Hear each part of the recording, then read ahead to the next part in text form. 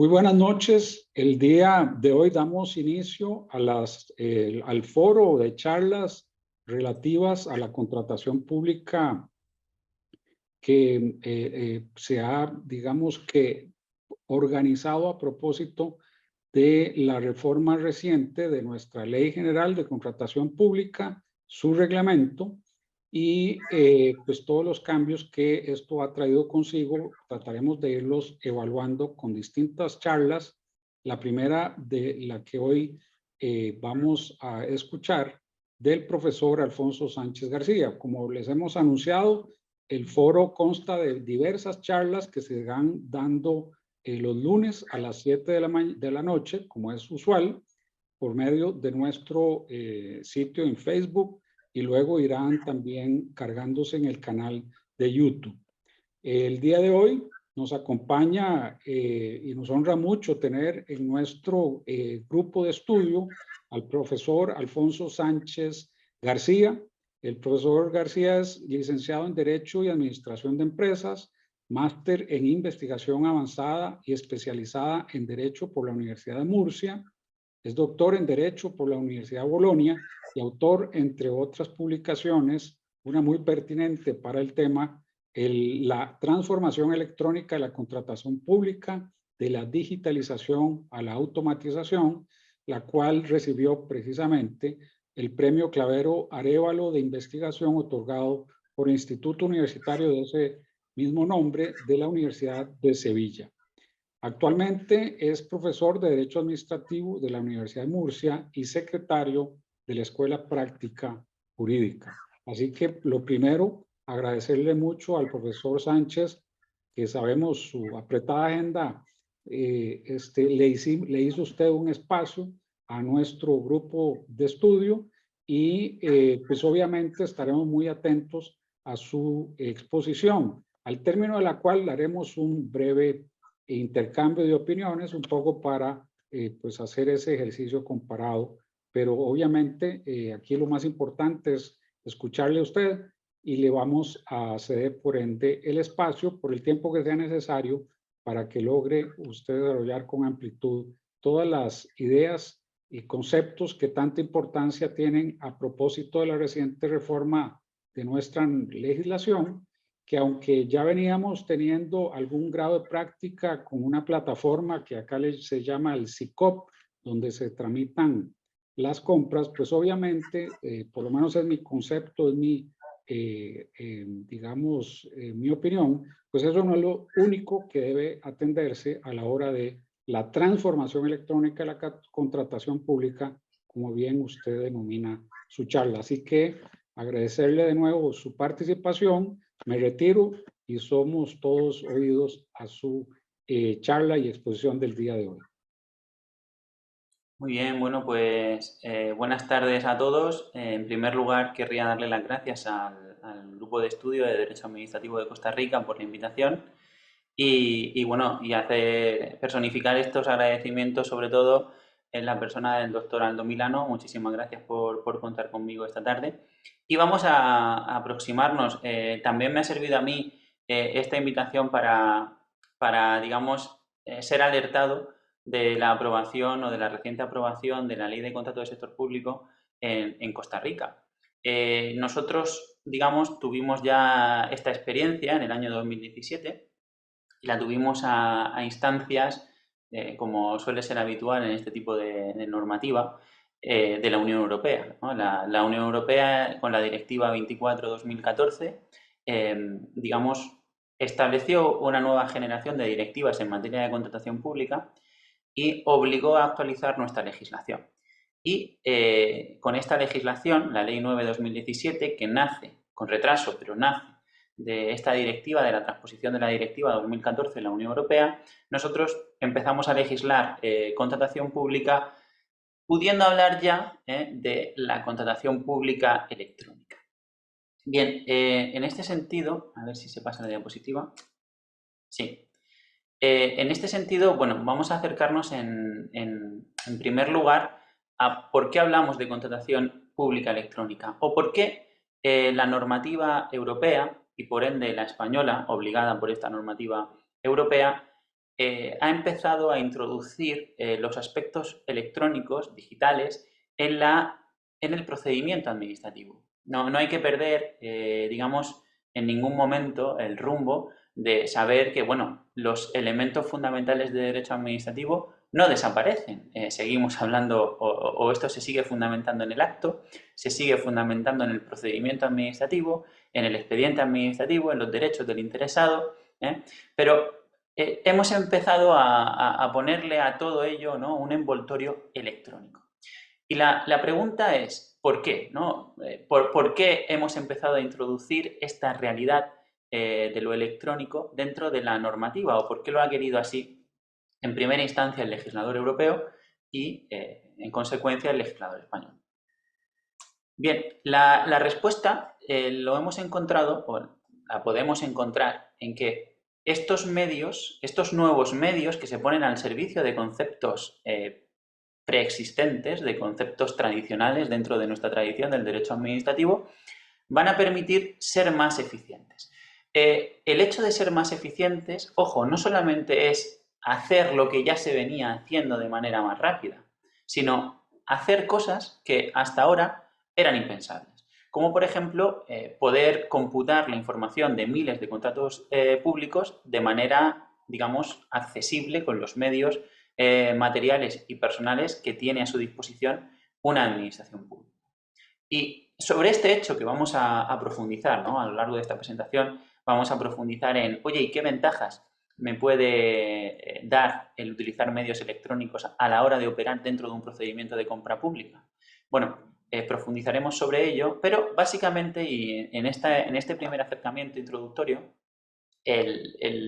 nos encontramos con que la Unión Europea, a la hora de regular este objeto, a la hora de regular este procedimiento, se encuentra con un hecho jurídico, entendido como, sí, es un elemento extrajurídico, evidentemente, pero con una eminente trascendencia jurídica. Y, digamos, la Unión Europea no desconoce que esas facilidades, esas nuevas ventajas que van a permitir las nuevas tecnologías, véase en materia de desmaterialización de la información, de tal manera que es accesible de manera mucho más inmediata desde cualquier punto, un elemento fundamental, ¿no?, a la hora de generar un mercado único en la Unión Europea.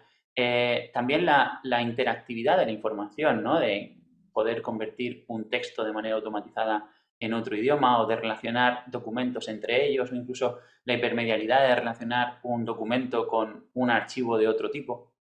Bien, todos estos elementos, insisto, profundizaremos sobre estos aspectos, lo que vienen a permitir al legislador europeo y luego al legislador español es a detectar que ahora vamos a poder establecer nuevas exigencias a los poderes adjudicadores. Vamos a llamarlos así, ¿no? Poderes adjudicadores, esos entes públicos, independientemente de la figura jurídica que tengan, ya sea una administración propiamente dicha, ya sea una sociedad limitada, de responsabilidad limitada, participada y controlada por el poder público, ¿no? Bueno, el concepto de poder adjudicador que se recoge en las directivas y en nuestra legislación, ¿no?, que es un concepto más amplio que el de administración, y viene a decir, bueno, pues nosotros ahora podemos imponerle a estos poderes adjudicadores una serie de exigencias que en el ámbito de un procedimiento enteramente analógico o en papel eran impensables. Eran impensables por absurdas, ¿no?, por ser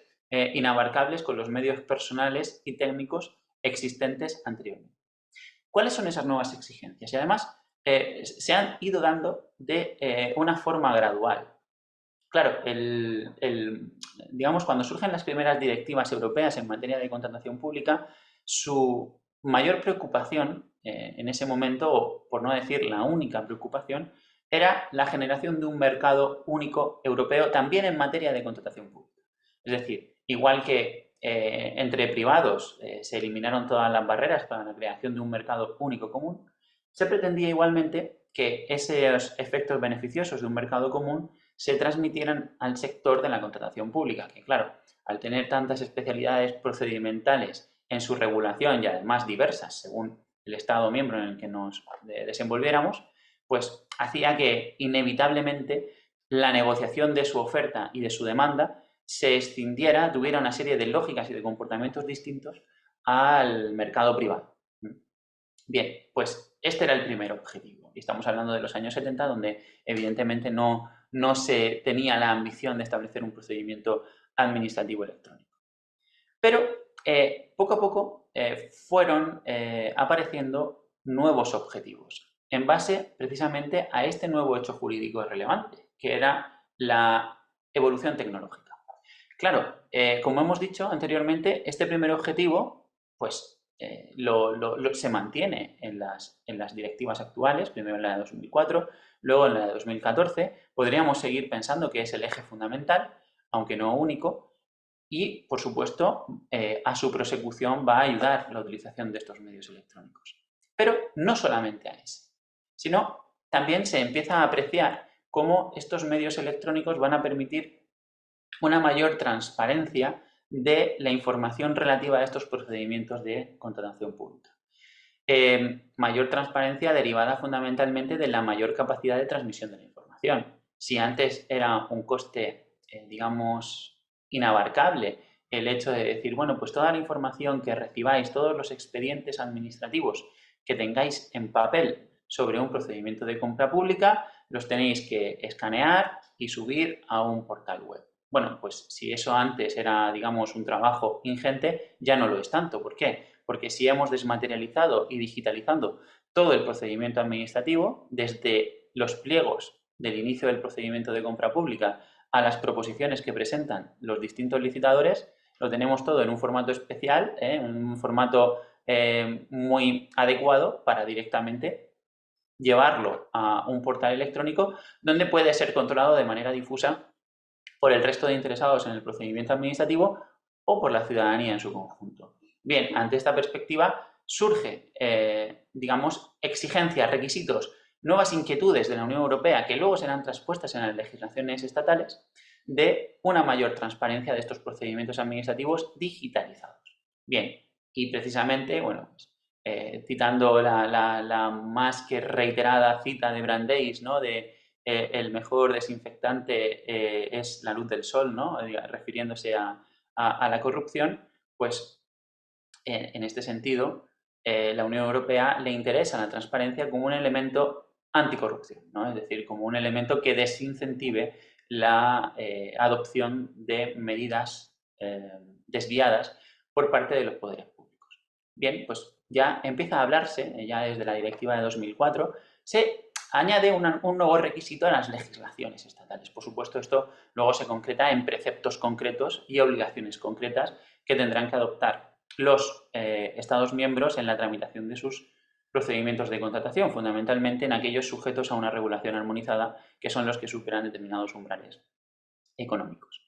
Bien, pero no se quedaba solamente ahí, sino que además empieza a surgir en la, digamos, en la mentalidad del legislador europeo el hecho de que la contratación pública no solamente es una herramienta, un instrumento de la administración pública para llevar a cabo determinadas actuaciones. Evidentemente, se parte de la contratación pública no como una competencia material que podemos conceptuarla, ¿no?, como una competencia per se. La contratación pública, al fin y al cabo, es una competencia instrumental al servicio de otra competencia material, ¿no? Es decir, quien tenga la competencia en materia de educación será quien tenga la competencia para llevar a cabo las compras públicas que sirvan a esa función o a esa misión pública educativa, ¿no?, y así con cualquier otra competencia. Bien, pero más allá de esta naturaleza instrumental de la compra pública de cara a un fin, a una misión pública concreta, el legislador europeo se da cuenta de que alrededor del 15-20% del PIB, dependiendo del Estado miembro del que estemos hablando, está canalizado a través de la contratación pública. Es decir, se están dando cuenta de que el mercado de la contratación pública que se genera en los distintos Estados miembros hace que estos tengan una fuerza de mercado muy importante, que tengan un poder de mercado muy importante porque están moviendo cifras de negocio muy elevadas y que este mercado de la contratación pública, paralelo al mercado privado, es una fuente de negocio importante. Ese poder de mercado que tienen los poderes adjudicadores en su función de llevar a cabo procedimientos de compra pública se traduce al fin y al cabo de que tengan cierta capacidad de incentivar a los operadores económicos, llamemos así a las empresas que licitan en estos procedimientos de compra, a comportarse de una determinada manera más allá de los mínimos establecidos legalmente. Es decir, se empieza a ver a la contratación pública como una palanca, citando las palabras del profesor Jimeno Feliu, como una palanca de políticas públicas.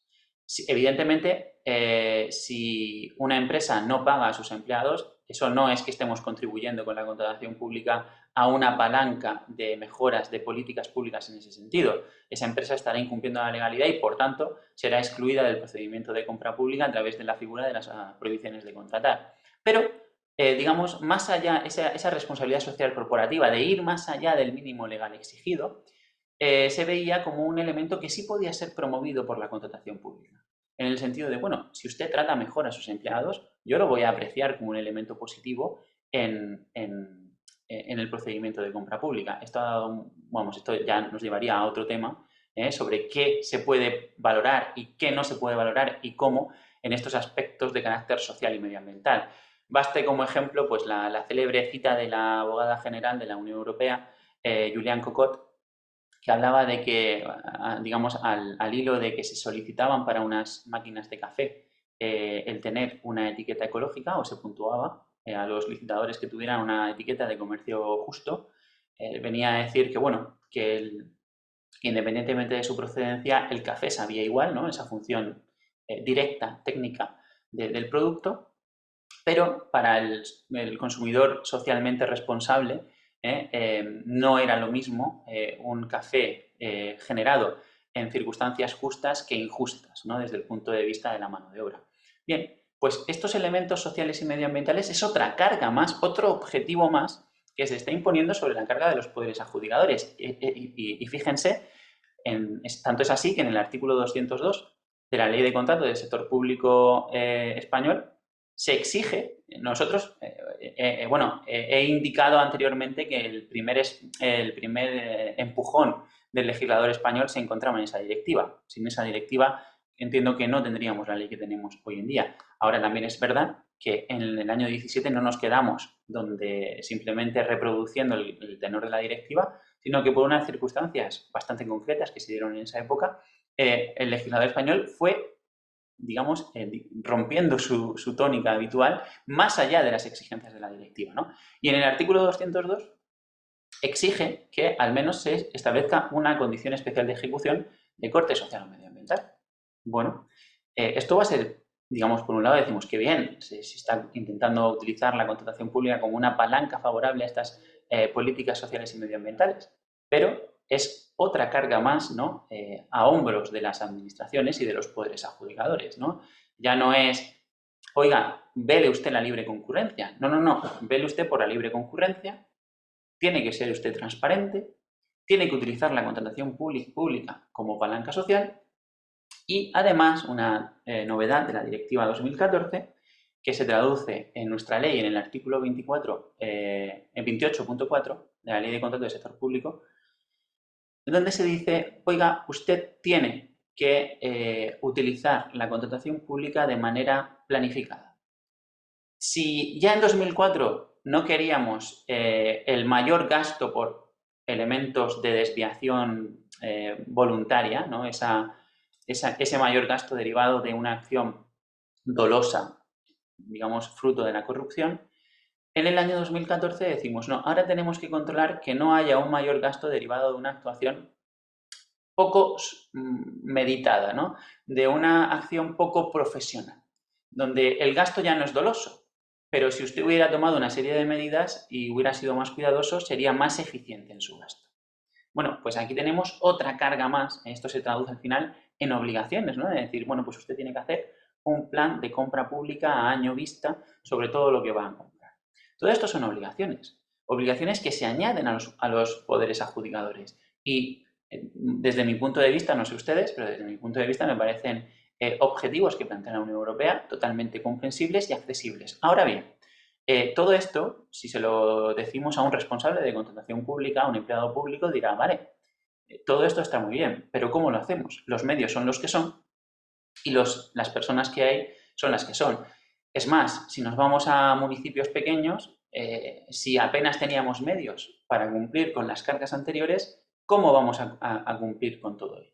Bien, yo quiero entender, y creo que así es que todas estas mayores obligaciones que se establecen en el funcionamiento de los poderes adjudicadores derivan precisamente de la tecnología como un hecho justo, ¿no? Y el hecho de decir, bueno, ahora vamos a tener un elemento, un nuevo instrumento, donde vamos a poder manejar todas esas fuentes de información de una manera más eficiente, más óptima, más rápida. Y al final, lo que no estamos inventando nada nuevo, como decía anteriormente, lo vamos a llevar a un nuevo formato, a ese nuevo formato digital, donde sí que vamos a poder ser más productivos con esos mismos medios de los que disponíamos anteriormente. Bien, ¿y esto cómo es posible, ¿no? ¿Dónde podríamos empezar a ver que efectivamente esto es así?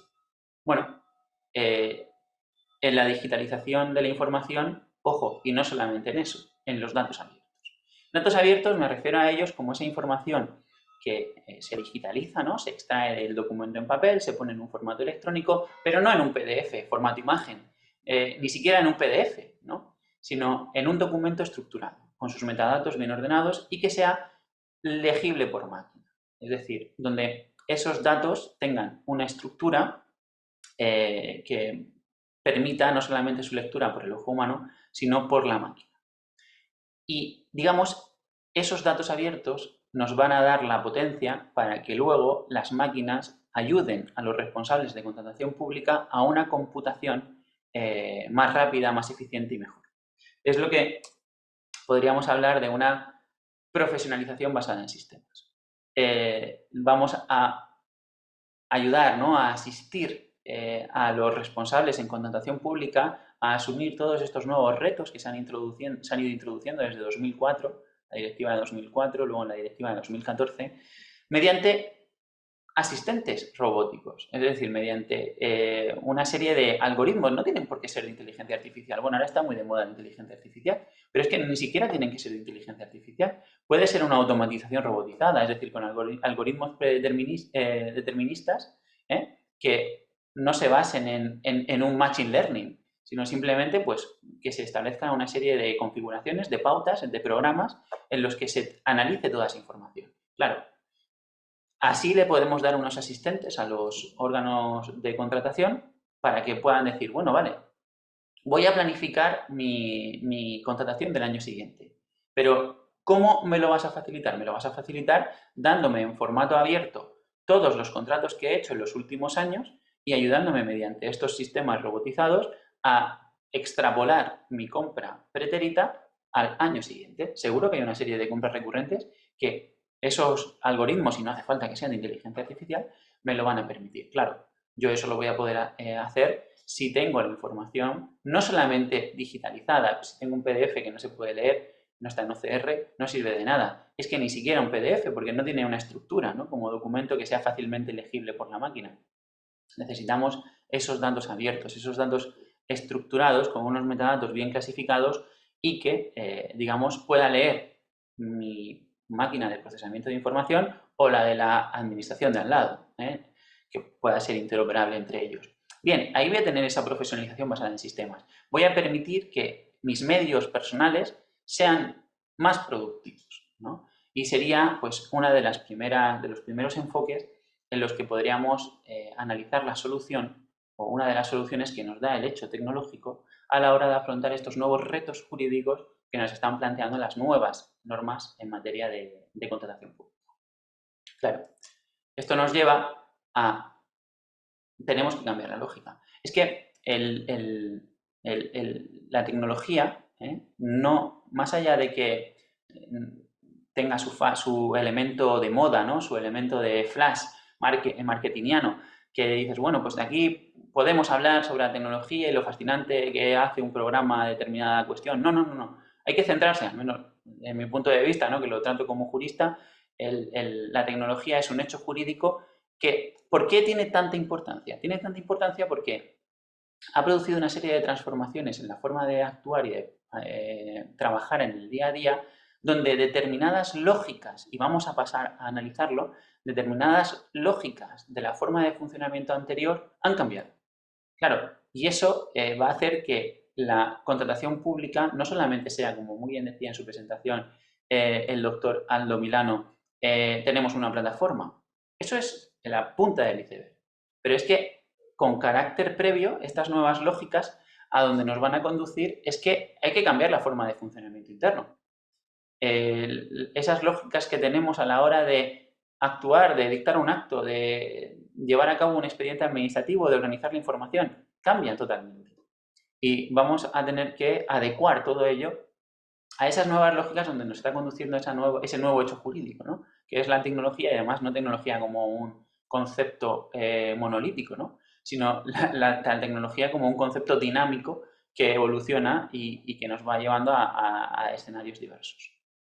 Bien, en ese primer sentido, voy a pasar rápido sobre estas diapositivas, nos centramos o podemos ver, visualizar ese concepto de dato abierto, ¿no? Cuando nosotros llevamos el documento en papel a un formato electrónico, resulta que ese formato electrónico tiene lo que nosotros vemos en pantalla, que es esa carátula del Word, del Excel, del PDF, que es lo que nosotros vemos y que está hecho para que lo computen nuestra limitada capacidad cerebral, pero que detrás tiene una serie de formatos, de metadatos, de estructuras electrónicas que realmente son las que nos van a permitir esta profesionalización basada en sistemas, sistemas de business intelligence y, digamos, sistemas en general para permitir que la administración sea capaz de asumir estos nuevos retos sin necesidad de unos desembolsos de medios y de personales y técnicos inasumibles, ¿no? Y realmente lo que subyace detrás del documento es una estructura de datos. Y esa estructura de datos, que podríamos ver ahí, ¿no? Realmente no está hecha para que la leamos nosotros, pero es imprescindible. Es imprescindible porque luego esa documentación, donde se va a producir la transparencia, no es en la publicación de 2000 PDFs para que podamos analizarlos nosotros uno por uno, sino para que la sociedad civil pueda leerlos de manera automatizada. O no para que el licitador pueda pues, acceder en Internet sin moverse de su casa a 2000 PDFs sobre licitaciones en curso, sino para que los programas que utilice ese licitador puedan manejar la información de manera automatizada. Insisto, no necesitamos inteligencia artificial para ello. Necesitamos documentos bien estructurados, que sean legibles por máquina y cuando el licitador quiera filtrarlos, los pueda filtrar. Si nos vamos a la plataforma de contrato del sector público en España, podemos filtrarlos muy bien por el código CPV, sobre el que hablaremos después, que es el objeto del contrato. Pero si pudiera filtrarlos por ayuntamiento, por municipio, donde se va a prestar ese contrato, cosa que no sucede, sería mucho mejor. Bueno, se podría hacer, pero es bastante costoso, ¿no? No es ágil. Bien, pues ahí es donde estamos cambiando la lógica. Estamos haciendo documentos, estamos haciendo actos administrativos dentro de un procedimiento administrativo que no están pensados solo para que lo lea el interesado como persona física, sino que están pensados para que lo lean los instrumentos tecnológicos del poder adjudicador, del licitador y de la ciudadanía en su conjunto, que ahora, dentro de ese concepto de transparencia, va a poder también acceder a esta información. Claro, ¿esto a dónde nos lleva? A que cada poder adjudicador, cada administración puede tener su máquina. Aquí veíamos el ojo de Terminator, ¿no? Pues cada administración puede tener su propio Terminator. Y ahí es donde nos estamos encontrando muchas veces problemas. Estamos estructurando la información para que sea legible por máquina y luego resulta que no todos los sistemas electrónicos de los que disponen los poderes adjudicadores de las distintas administraciones territoriales disponen de los mismos medios. Claro, como ha dicho de manera reiterada el profesor Martínez Gutiérrez, de manera, vamos, mejor de lo que yo podría exponerlo, ¿no? Claro, aquí hace que este nuevo hecho jurídico, que es la tecnología, y que nos está transformando las lógicas de pensamiento en el ámbito jurídico, hace que surja o que podamos hablar de un nuevo principio jurídico, ¿no? Que es la interoperabilidad. Interoperabilidad, en un primer punto de vista técnico, también semántico, jurídico, organizacional, Bien, pues esa interoperabilidad, esa posibilidad de que mi máquina pueda leer la información generada por otro poder adjudicador, por otra administración, es esencial. Y es esencial porque precisamente si estamos hablando de que la tecnología es útil y nos cambia las lógicas de pensamiento, ¿por qué? Porque desmaterializa la información, la estataliza, ¿no? A nivel de la Unión Europea incluso, la hace más accesible, más interactiva para el usuario.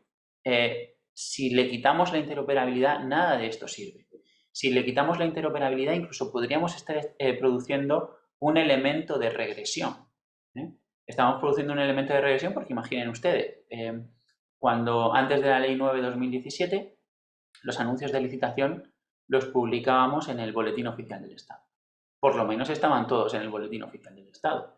Y claro que era una información que no era dinámica, ¿no? Era interactiva, no podía decir, vale, pues fíltramelos por poder adjudicador, fíltramelos por lugar de ejecución del contrato, fíltramelos por objeto del contrato, porque como yo solamente me dedico a suministrar equipos informáticos, solamente me interesan esos contratos. Quítame los 10.000 que no se dedican a este objeto del contrato. Pero bueno, los tenía todos en el mismo Boletín Oficial del Estado.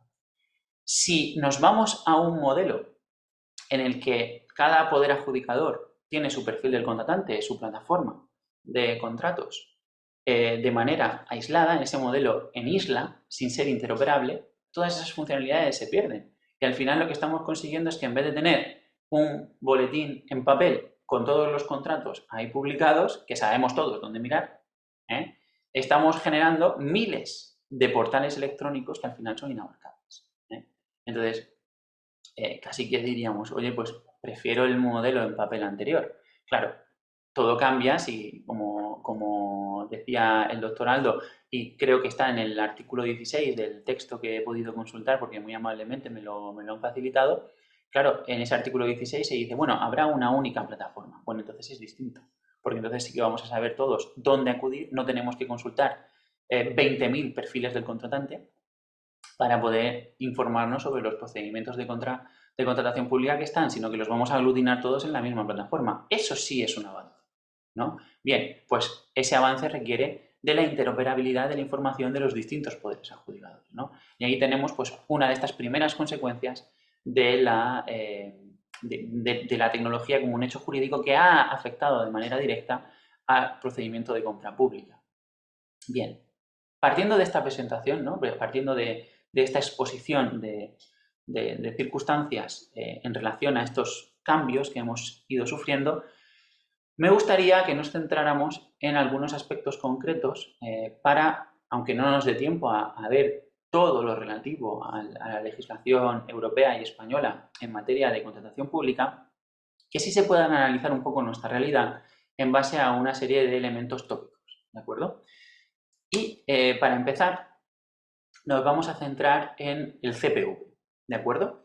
El CPV, el Common Procurement Vocabulary, es una terminología, ahora veremos en cifras, donde en 9 dígitos se nos viene a clasificar todos los posibles objetos de contrato. Esto surge, esta nomenclatura surge de nomenclaturas estadísticas ya empezadas en sede de Naciones Unidas, incluso organizaciones estadísticas mundiales previas desde el siglo XX, donde se empezaba a todas las mercancías, servicios, incluso trabajos de obra, se empezaban a codificar. Bien, bebiendo de toda esa tradición de clasificación estadística mediante números de estos tipos de servicios, suministros, obras, el CPV ha establecido un 9 dígitos para dirigirse mediante elementos numéricos a todos los objetos contractuales posibles. Esto es un elemento muy bueno porque, claro, nos está permitiendo trabajar en esos datos abiertos, en ese metadato objeto del contrato, del fichero. Ya no tengo que poner un campo de lenguaje natural, ¿no? Donde cada uno se puede expresar de una manera. Uno puede decir zona de recreo pública y otro puede poner parque público. Y uno lo puede poner en francés y otro en italiano. Bien, pues independientemente del idioma en el que nos encontremos, porque tiene su correspondencia en todas las lenguas de la Unión Europea, tenemos la correspondencia con un determinado objeto del contrato. Y de manera unívoca, cada objeto del contrato se va a corresponder con 9 dígitos. Esto a la hora de hablar de todo lo que hemos dicho anteriormente. Fijaos, una profesionalización basado en sistemas, este elemento es fundamental, porque me va a permitir, yo voy a realizar el pliego, tengo que hacer un estudio de preparación previo, eso me ha supuesto una serie de obligaciones añadidas en las anteriores, tengo que hacer una memoria donde diga por qué este precio, por qué no otro. Bien, voy a poder sistematizar toda la información de objetos sobre un determinado objeto del contrato, extrayéndolo gracias a esta variable. Es fundamental. Bien, pero ¿qué es lo que sucede si ese CPV, esos 9 dígitos, no han sido adecuadamente establecidos por el poder adjudicador? Porque puede pasar. Al final, voy a adelantar alguna diapositiva, luego volvemos.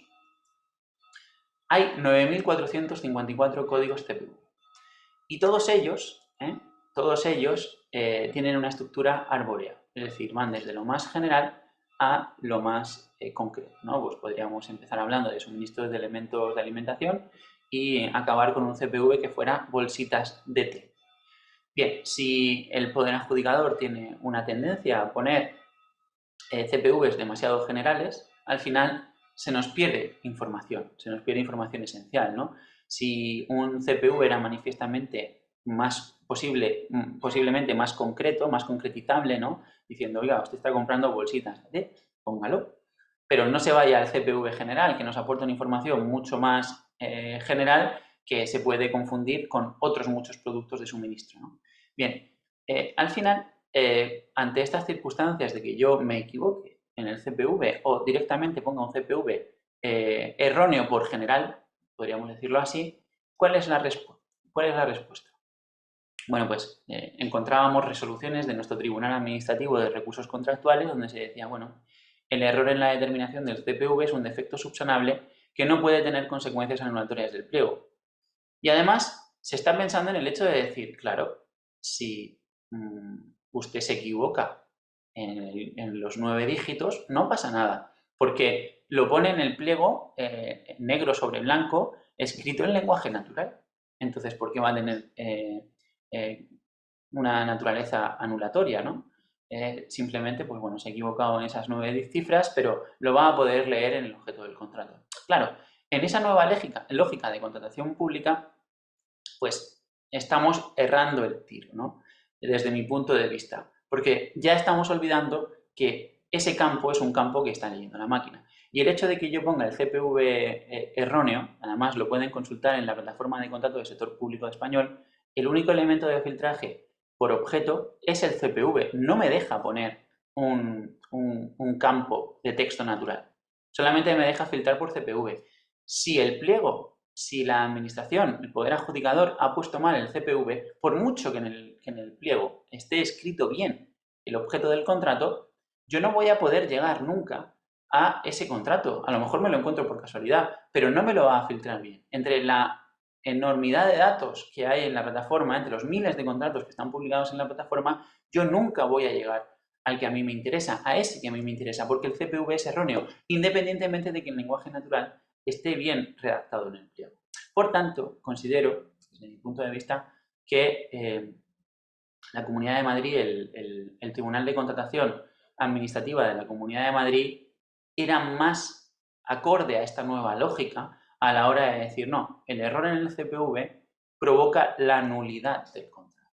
¿Por qué? Porque ha ido en contra de la posibilidad de conocer, es como equivalente a que ese anuncio de licitación no se haya publicado de manera adecuada. No se ha garantizado que todos los posibles interesados en el procedimiento hayan tenido conocimiento del mismo. Mediante publicación, claro, estamos ante actos generales. Esto no se notifica de manera personal. Pero el elemento de publicación no reunía los elementos necesarios como para que fuera potencialmente conocible por todos los interesados o los posibles interesados en el procedimiento. Claro, pues a mí este cambio de criterio, vemos por un lado el criterio del Tribunal Central de Contratos Públicos frente al Tribunal Regional de la Comunidad de Madrid, creo que acierta más el segundo en esta atadura de consecuencias jurídicas al error en el CPV precisamente por esta nueva lógica que yo les estaba exponiendo con carácter previo, y la importancia que cobra ese acto administrativo, no ya en cuanto a la información que contiene, sino a la estructura de cómo se contiene esa información. Y aunque el campo objeto del contrato en el lenguaje natural esté correcto en el PDF, el campo CPV estaba incorrecto, y es ese y no otro el que está leyendo la máquina a la hora de filtrarme a mí la información y hacérmela legible. Bien. Claro, dicho esto, yo también me solidarizo con los responsables de contratación pública. Es decir, es muy fácil decir, bueno, pues ahí tienes un catálogo de 9.454 códigos CPV, donde están todos los posibles contratos de suministro, servicio, obras. Y además, aquí tiene usted 939 subcódigos CPV, donde se dice si es redondo, si es rectangular, si es de hierro, si es de madera, y utilícelos usted. Bueno, utilice estos 10.000 códigos y si se equivoca, le anulamos el pliego. Claro, a ver, yo, sinceramente, me gusta la solución a la que llega el Tribunal de Madrid, porque realmente estoy de acuerdo en que equivocarse en el CPV es tanto como no publicar el pliego. Es tanto como coger el pliego y lanzarlo ante una muchedumbre enfurecida de PDFs de muchos procedimientos de contratación pública donde va a ser imposible detectarlo, ¿no? Además, lo decía David Tollis, una información electrónica no estructurada produce unos efectos informativos análogos a los del silencio. Y es así. Y desde ese punto de vista comparto plenamente esa opinión. Y además la nulidad, en el sentido, no la anulabilidad, sino en el sentido de la nulidad del procedimiento, para que en cualquier momento se pueda pedir una revisión de actos nulos, porque claro, si es anulable, el plazo para recurrir el pliego indebidamente publicado o la adjudicación, una vez que tenga lugar, pues lo normal es que me entere cuando los plazos de recurso hayan precluido.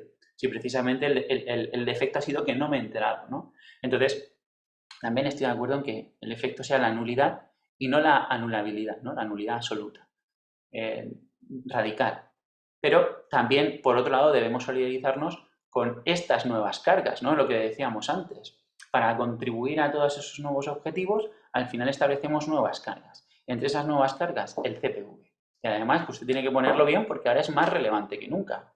Bueno, pues, digamos, uno de los puntos donde estamos trabajando en nuestro grupo de investigación es en facilitar la vida a ese operador de un poder adjudicador, ese trabajador responsable del poder adjudicador a la hora de codificar los contratos públicos, ¿no?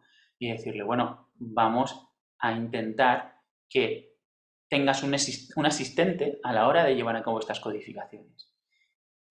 Si usted yerra, usted tiene una responsabilidad fundamental, porque si usted yerra, lo que está provocando es la generación de un dato abierto erróneo. Es decir, usted está contribuyendo a que los datos abiertos sobre contratación pública sean falsos, no sean datos de calidad. Entonces, usted tiene una responsabilidad muy importante, ¿de acuerdo? Pero al mismo tiempo nosotros tenemos que facilitarle a usted una herramienta que le ayude a hacerlo, a manejar esos 10.000 códigos con facilidad. Bien, y bueno, pues uno de los trabajos que ya hemos avanzado y que queremos culminar es sistemas de comprobación automática. Básicamente lo que estamos intentando es que ese asistente robótico que veían ustedes en diapositivas anteriores, con mecanismos de inteligencia no artificial, sino deterministas, mediante algoritmos deterministas, le digan, bueno, pues procesado el texto natural de este pliego y fundamentalmente de estas partes del pliego, esto parece corresponderse con este CPV, con este CPV o con este otro, ¿no? De manera que pueda llegar al CPV correcto, y no solamente correcto o técnicamente o formalmente correcto, sino el más preciso de todos esos CPV de estructura arbórea del que antes hemos hablado, ¿no? Y bueno, pues creemos que es un elemento fundamental a la hora de la prosecución de esta nueva necesidad, de esta nueva importancia que tiene la codificación de los contratos. Otro elemento importante es en relación a dónde figura la información. Porque, fíjense, nosotros podemos decir, bueno, es verdad que en el anuncio de licitación, cuando se publica un contrato en la plataforma de contrato del sector público, se lanza un anuncio de licitación. El anuncio de licitación sí que tiene necesariamente una estructura determinada, se llama estructura códice, se meten mediante esa estructura informática los datos, de manera que sí que tiene un formato legible por máquina, ¿de acuerdo? Y ese anuncio de licitación lo que permite es el acceso a la memoria justificativa, al pliego de cláusulas administrativas particulares, al pliego de prescripciones técnicas, y tienen una estructura distinta. Esos no están estructurados, son PDFs sin una estructura determinada, sino que simplemente son textos de lenguaje natural en formato PDF, pensados para la lectura del humano y no para la lectura de la máquina, cosa que sí sucede con el anuncio de licitación. Claro, entonces, ante estas circunstancias surge también la duda, ¿no? Una duda en la que si nos remitiéramos anteriormente y dijéramos, bueno, es que esta información yo no la he puesto en el anuncio de licitación, pero consta en el pliego de cláusulas administrativas. Luego, un operador económico diligente no lo hubiera visto en el anuncio, pero lo hubiera detectado en el pliego. Por tanto, ¿podríamos hablar de un error formal de la administración? Sí, pero es un error no invalidante. No tiene efecto sobre la validez del acto porque es simplemente un error formal que no le provoca indefensión al operador económico diligente, lo hubiera detectado en la otra posición. Claro, ahí tenemos en este sentido esa sentencia del Tribunal Superior de Justicia de las Islas Baleares que, bueno, pues habla de una suerte, como pone en la diapositiva, de regla conmutativa, ¿no? Es decir, si una información determinada no está en un documento, pero sí que está en otro espacio o en otro documento de la plataforma, del perfil del contratante, de ese poder adjudicador, o de otro documento que se haya publicado en relación a este procedimiento de contratación, pues se subsana el defecto. Lo provoca que ese error ya no sea invalidante y que no le provoque indefensión al operador económico. Claro, pero si tenemos en cuenta, digamos, estas interpretaciones en cuanto a los errores en el lugar donde se publica la información, creo que deben replantearse a la vista de todo lo que estamos comentando, ¿no? Si estamos pensando no solamente en que esto sirve para que lo lean los operadores que tienen pensado participar en la licitación, sino para que lo procesen una serie de elementos tecnológicos e incluso para que tengan otros efectos de reutilización, como por ejemplo mediante portales de transparencia y que los ciudadanos puedan fiscalizar la acción de los poderes públicos, porque precisamente el documento electrónico es lo que lo permite, con su mayor interactividad. Bien, pues entonces esta regla conmutativa ya deberíamos replantearla. Y bueno, aquí empezamos a tener esa duda, ¿no? De decir, de acuerdo, ha habido un error, ese error ha provocado que no se detecte el documento. Claro, yo creo que si este error en la ubicación de la información, debiendo estar de manera estructurada en el anuncio de licitación y no en el pliego de manera no estructurada, no nos lleva a la circunstancia anterior del CPV, donde, claro, el CPV, al ser el objeto del contrato, en el 99% de los casos, va a impedir que nosotros tengamos conocimiento del procedimiento de compra pública. Claro, pero quizá esta información no. Quizá esta información no tiene por qué provocar ese desconocimiento del procedimiento. Sin embargo, sí está teniendo otros efectos extraprocedimentales. Y quizá en ese sentido debamos establecerle una serie de consecuencias, ya no solo sobre la validez o invalidez del documento, del acto administrativo, sino tendremos que darle otra serie de consecuencias y decir, oiga, usted está incumpliendo esta obligación de poner el dato aquí y no en este otro sitio, que está impidiendo su reutilización para otros datos. Por ejemplo, para alimentar de manera adecuada un sistema de business intelligence que va a ser reutilizado o utilizado por todos los poderes adjudicadores españoles o europeos, ¿no? Permitiéndole obtener información sobre precios medios de mercado, índices de competitividad de las empresas en estos sectores aproximados, medios, media de bajas. Bien, pues usted está perjudicando a esos otros sistemas o está perjudicando la información de los portales de transparencia. Claro, es un efecto que no tiene, digamos, una repercusión directa sobre el procedimiento administrativo.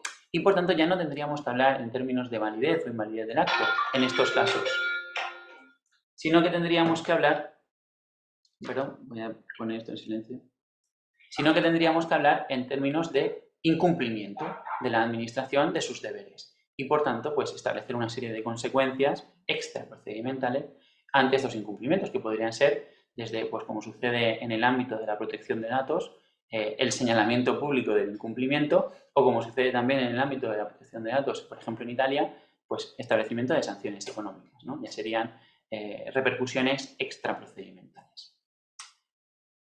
Lo mismo sucedería en cuanto al empleo de formatos abiertos. Si nos vamos al artículo 63 de la Ley de Contrato del Sector Público en relación con el 367 de la ley, ahí se establece una obligación de utilizar formatos abiertos y reutilizables. Si nos vamos a nuestra ley de transparencia, esa utilización de formatos abiertos es preferible, ¿no?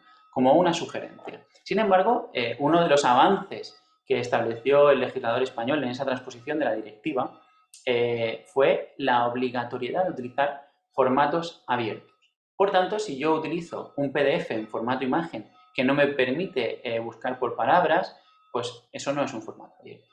Si yo no estructuro la información conforme a las exigencias de la plataforma de contrato del sector público, no estaré cumpliendo con esa obligación de publicar en formatos abiertos. Y además no se hace una distinción de qué datos tienen que estar en formato abierto y cuáles no. Simplemente se dice toda la información que se publique en los perfiles del contratante y por tanto en la plataforma de contrato del sector público o en las autonómicas tiene que estar en formatos abiertos. Bien, ¿y si no se cumple? Si no se cumple, se puede dar la circunstancia de que, bueno, de que podríamos volver a la lógica anterior. Si ha impedido el conocimiento de la información del procedimiento a los operadores, sí podría ser causa de nulidad, ¿no? Como un elemento análogo a la ausencia del anuncio. Si no lo ha impedido, pues estaríamos en esa no contribución de los poderes adjudicadores al funcionamiento sistémico del mercado de contratación pública, ¿no? A no alimentar esos motores que van a facilitar el funcionamiento y la actividad de los poderes adjudicadores dentro del mercado, ¿no? Y que tendríamos que buscar pues, sistemas de punición en línea con los que he comentado anteriormente. Bien, ahora otro elemento que tiene que ver también con ese artículo 16 del texto de Costa Rica, es importante o interesante que nos centremos también en cómo se estructura esta información. Es decir, vale, hemos hablado de que tenemos una fase de preparación del contrato. Ahora todo mi expediente, todos mis documentos van a ser en formato digital como regla general. Lo que me manden los operadores económicos va a ser también en formato digital como regla general y nos vamos a tener que relacionar también en entornos electrónicos, evidentemente. La duda que surge es cómo nos organizamos. Si nos vamos al texto de 2011, de la Ley de Contratos del Sector Público de 2011 en España, tenemos un sistema fracasado, fallido. Teníamos una serie de perfiles del contratante y se daba lugar a esa desagregación absoluta, total, incluso absurda de la información que decía, oiga, prefiero tener un BOE en papel o 17 boletines autonómicos en papel a tener 20.000 perfiles del contratante que yo tenga que manejar, cada uno con su idiosincrasia tecnológica y sus programas, accesorios independientes. Bien, ante este mare magnum de plataformas electrónicas que abocaban al fracaso al sistema, hacían que no fuera, y además muchas veces esas plataformas ni siquiera eran interoperables, ¿no? Nacían unas de espaldas a otras. Bien, ante esa situación surgió un elefante en la cacharrería, que fue la disposición adicional segunda a la Ley 29 de 2015, no estaba prevista expresamente en materia de contratación pública, pero digamos, venía a intentar a poner orden en las sedes electrónicas o en las soluciones electrónicas de las distintas administraciones, ¿no? Digamos, para evitar este grave problema de desagregación de la información y de operación en isla, ¿no? de cada administración. Esta disposición adicional básicamente lo que venía a imponer es que se usaran las herramientas estatales y que si se querían usar herramientas no estatales pasaran por un control previo de justificación ante la administración estatal. ¿Cuál ha sido la respuesta del Tribunal Constitucional? Porque esto fue objeto de recurso de inconstitucionalidad. ¿Y cuál fue la respuesta del Tribunal Constitucional? Claro, la respuesta fue, además, muy clara a la hora de decir: el diseño, creación y mantenimiento de servicios de administración electrónica es un aspecto central de la potestad de autoorganización inherente a la autonomía. Lo que venía a decir el Tribunal Constitucional es: oiga, usted no le puede imponer una herramienta concreta a las distintas administraciones territoriales. Usted, Estado, no le puede imponer una determinada herramienta tecnológica a las comunidades autónomas. No lo puede hacer. Le puede establecer una serie de requisitos para hacerlo en base a sus competencias sobre buen andamento financiero que dicen los italianos, ¿no? Bueno, si está dentro de sus competencias, podrá hacerlo. Pero usted no se podrá erigir en juez a la hora de decir: esta cumple, no cumple. No, si usted piensa que alguna de las plataformas no cumple, bien porque no le da las garantías al ciudadano, bien porque no cumple con los principios de equilibrio presupuestario, usted denúncielo ante la jurisdicción y será la jurisdicción la que determine si el establecimiento de esa plataforma autonómica o local es correcta o no, pero usted no lo puede establecer de manera directa. Bien, pues en base a esa afirmación del Tribunal Constitucional en el año 2018, surgió el modelo de plataformas en España policéntrico. Además, fíjense que este esquema, digamos, el nodo central rojo del diagrama sería la plataforma de contrato del sector público. Y las que están alrededor serían las distintas plataformas autonómicas que existen. No todas las autonomías tienen su propia plataforma de contratos, solamente aquellas que así lo han querido. Y las que no lo han hecho, pues tienen o publican, se les cede la utilización de la plataforma de contratos del Estado. Bien, la forma de actuar es que quien tenga su perfil del contratante, cada poder adjudicador va a tener su perfil del contratante y obligatoriamente lo tiene que alojar en alguna de estas plataformas, bien la autonómica, bien la estatal. Claro, los órganos de la Administración General del Estado estarán obligados a utilizar la del Estado. La de las comunidades autónomas que tengan, regiones que tengan su propia plataforma, tendrán que utilizarlo en su plataforma. Y los entes municipales podrán elegir. Podrán elegir si lo hacen en la estatal o en la autonómica. Inicialmente la ley decía que esa elección era inviable de manera conjuntiva, es decir, no se podía elegir publicar en la estatal y en la autonómica. El Tribunal Constitucional ha dicho que por qué no, y ha eliminado ese inciso de la disposición legal.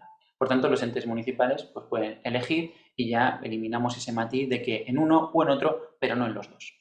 Pueden hacerlo en uno, en otro o en los dos, según ha manifestado el Tribunal Constitucional. Bien, en el caso de que se utilice por cualquier circunstancia la plataforma del Estado, pues no solamente tendremos acceso a la publicación de los anuncios de licitación en su plenitud dentro de la plataforma, sino que también la plataforma arbitra una serie de servicios electrónicos para la transmisión de notificaciones, para la transmisión de ofertas de manera cifrada y para incluso herramientas de apoyo para la preparación de esas publicaciones a los poderes adjudicadores que la utilizan. En el caso de que se utilicen plataformas autonómicas, digamos, todo esto que yo acabo de comentar respecto de la plataforma de contrato del sector público se trasladaría a las plataformas autonómicas, pero con un matiz. Y es que habría una obligación de anuncio de interconexión entre la plataforma autonómica y la plataforma estatal, en el sentido de que se tendría que hacer un anuncio donde se indicara la existencia del anuncio de licitación en la plataforma autonómica, dejando un hiperenlace a la plataforma autonómica, de tal manera que cuando yo use el buscador, el indexador de la plataforma estatal, esos anuncios de licitación que se han llevado a cabo en las plataformas autonómicas figuren, cuando yo haga ese filtraje por CPVs o por poderes adjudicadores, me aparezca en la plataforma estatal, solo que solamente tendré información de que existir existe.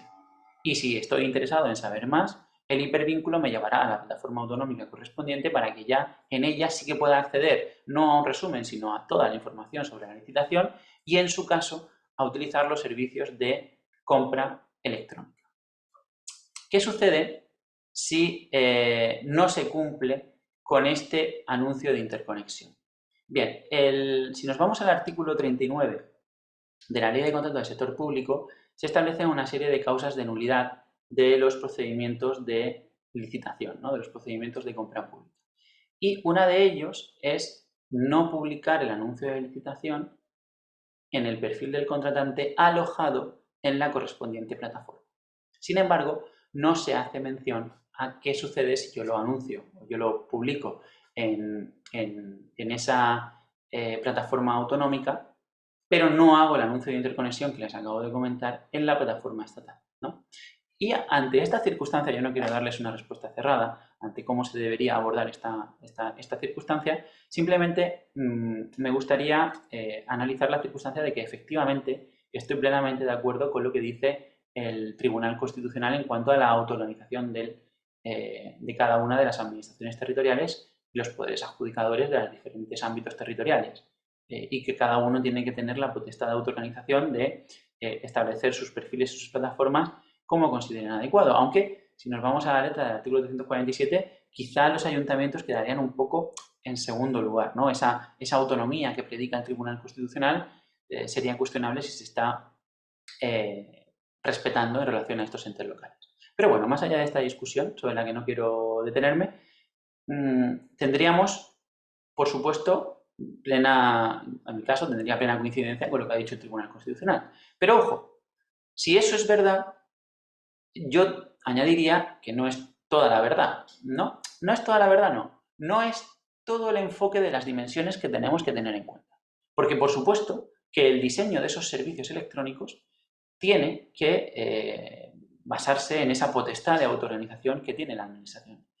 Pero debemos conjugar esa potestad de autoorganización con la dimensión externa que adquieren estas plataformas y los servicios electrónicos que ellas ofrecen.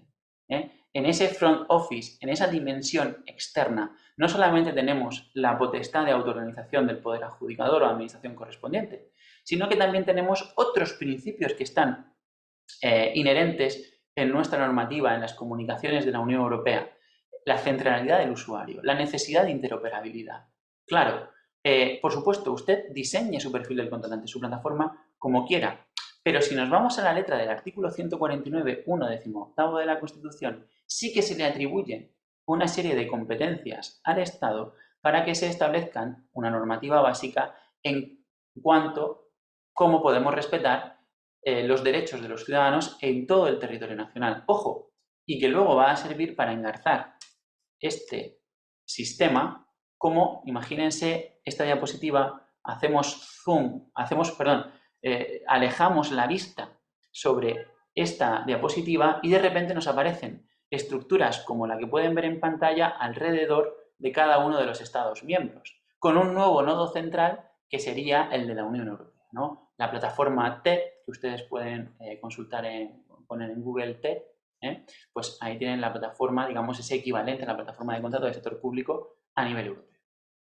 Bien, pues desde ese punto de vista, de esa dimensión externa, el artículo 149.1.18 y la normativa europea también está yendo en esa línea, sí que permite establecer una serie de condicionantes a cada una de las administraciones territoriales a la hora de diseñar esos servicios electrónicos, precisamente para que no sean islas. Evidentemente no le vamos a poder imponer una solución tecnológica, pero sí le vamos a decir, ojo, cuando usted diseñe su solución tecnológica o la adquiera en el mercado, debe de preocuparse de que cumpla una serie de requisitos indispensables. Y precisamente por esa circunstancia, nosotros, en el ámbito nacional español, encontramos en la Ley 40/2015 la posibilidad del desarrollo de unos esquemas nacionales de interoperabilidad que se han desarrollado. Y esos esquemas nacionales ese esquema nacional de interoperabilidad, a su vez, tiene una serie de normas técnicas de interoperabilidad que son de carácter obligatorio para todas, es una normativa estatal, de carácter obligatorio para todas las administraciones territoriales. Y donde se establecen que estas soluciones electrónicas, desarrollelas usted como quiera. Yo no le puedo imponer una en concreto, no le puedo evitar que usted tenga la suya propia, pero sí le puedo establecer una serie de condicionantes de cómo debe hacer la arquitectura informática para que su plataforma hable de manera automatizada con la mía, que la mía hablará de manera automatizada con la europea. Y así establecer un sistema policéntrico, pero no en isla. Por eso también es importante completar esa afirmación del Tribunal Constitucional con esa otra competencia. Claro, la disposición adicional segunda de la Ley 29 de 2015, que fue la que provocó esa manifestación del Tribunal Constitucional, era torpe, como decíamos, era un elefante entrando en una cacharrería, porque él decía, no, usted va a usar mi plataforma, y si quiere usar otra, yo se la fiscalizaré y yo le diré si puede. Claro, el enfoque era completamente erróneo. El artículo 347 de la Ley de Contrato nos ofrece una aproximación mucho más inteligente, en el sentido de, bueno, usted haga la suya, pero tiene que estar interoperable con la mía. Y lo ha hecho de manera tímida, ¿no? Con esos anuncios de interconexión. Y se ve apoyado precisamente en los esquemas en el esquema nacional de interoperabilidad y sus normas técnicas. Nuevamente tenemos el problema de, ¿y si no se cumple? Claro, si no se cumple, quizá estaríamos de nuevo ante el hecho de que no podemos transmitirle a ese incumplimiento efectos sobre la validez del acto, porque su influencia o su importancia es extra procedimental, pero sí es sistémica. Y en cuanto es sistémica, sí que deberían empezar a plantearse sistemas de punición ante ese incumplimiento. Bien.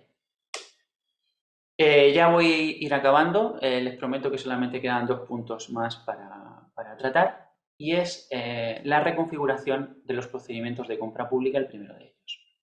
Bien, la contratación pública, digamos, es susceptible de complicar todavía más esa forma de actuar de los órganos de contratación, y cada vez que hablo de complicar esa actuación de los órganos de contratación, estoy pensando en la necesidad de incrementar la disponibilidad de programas informáticos auxiliares, deterministas, no deterministas de inteligencia artificial, pero programas auxiliares a los encargados del procedimiento de compra pública, no me olvido de ello.